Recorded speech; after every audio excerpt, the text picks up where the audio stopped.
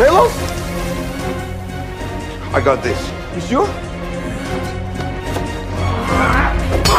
Welcome back guys, narito ng Tagalog breakdown ng unang episode ng Marvel's Secret Invasion. Ano-ano kaya mga detalye, Easter eggs at references ang nalagpasan mo?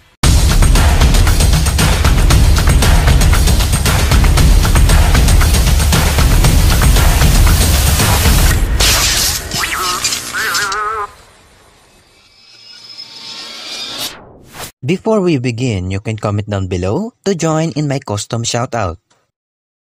Nagsimula ang episode sa Moscow at ang font na ginamit nila dito ay halos katugma ng ginamit nila sa Captain America Civil War at Black Widow. Makikita natin dito ang dating CIA agent na si Everett Ross na huli natin nakita sa pelikulang Black Panther Wakanda Forever. At sa opening scene, spoiler alert dahil natuklasan nila dito na siya pala ay isang Skrull. Ngayon, nag-iwan sa atin ito ng katanungang si Everett Ross ba ay dati ng Skrull o pinalitan lamang siya ng isa sa mga Skrull. Samantala, nariyan si Agent Prescott. Nabanggit dito ng Skrull Everett Ross na si Fury ay nasa Saber na nakita natin sa trailer ng pelikulang The Marvels. He's on Saber! Isa siyang lumulutang headquarters ng Sword na huli natin nakita sa WandaVision. At kung maalala nyo, si Monica Rambeau ay sinundo ng isa sa mga Skrull na nagtatrabaho kay Fury.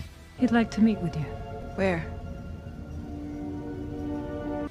May kita natin dito ang ilang mga papel na nakadikit sa pader na tumutukoy sa iba't ibang terorismo sa ilang bansa at nangyari ito matapos mangyari ang blip kung saan ang kalahati ng nabubuhay sa mundo ay naglaho at kagagawa nito ng grupo ni Gravik.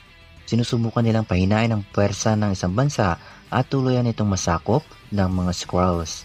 Mababanggit din dito ni Prescott ang nangyari sa pelikulang Captain Marvel kung saan pinangakuan ni Fury ang mga Skrull ng bagong tahanan. Inatake ni Prescott si Ross pero namatay si Prescott. Nakatakas ang Skrull Everett Ross at nagbabalik si Talos. Na kung saan si Talos at ang asawa niyang si Soren ay silang pumalit muna sa trabaho ni Fury at Maria Hill na nakita natin sa Spider-Man Far From Home. At mababanggit dito ni Talos na pinatay ng grupo ni Gravik si Soren.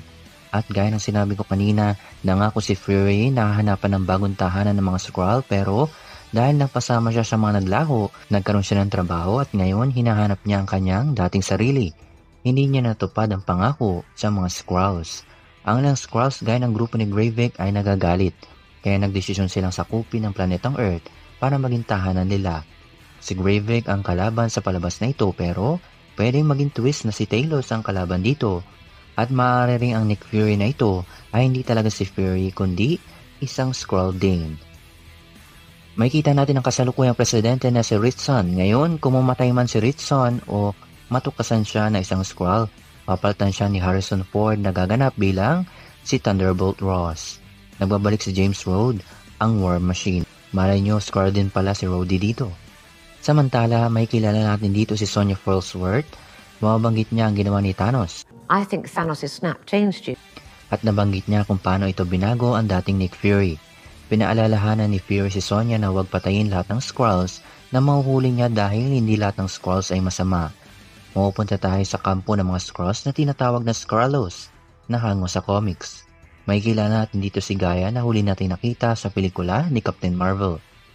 May kita natin dito ang ilang makina na ginamit din noon kay Carol Danvers. Ginagamit nila ang makinang ito para burahin ang mga alaala ng isang tao o kuhain ng impormasyon na ginawa ng isa sa mga Skrull dito. Nagkaroon din ng team name mention ang The Avengers. The Avengers. At muling nakita ni Talos ang anak niyang si Gaia at sinabing patay na ang nanay niya.